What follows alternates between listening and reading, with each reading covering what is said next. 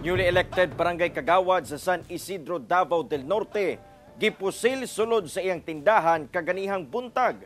Dugang detalye sa report ni Kent Abrigana.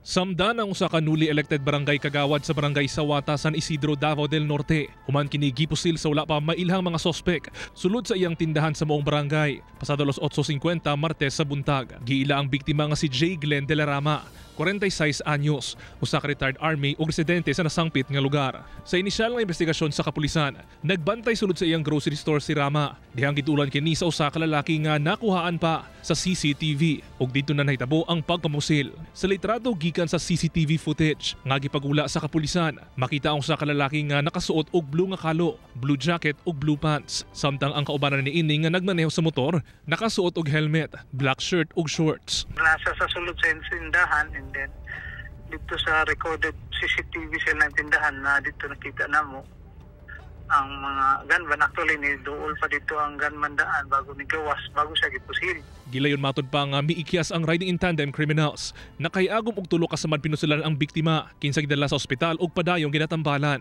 Narecover usab sa crime scene ang duha ka basyo sa bala. Dugang pa sa kapulisan, wala matod pa nakadawat og mga death threat ang biktima. Una ang pagpamusil. Padayon pa ang investigasyon sa kapulisan sa motibo sa pagpamusil o pag-ila sa mga sospetsado. Ako si Kent Abrigana para sa One Mindanao.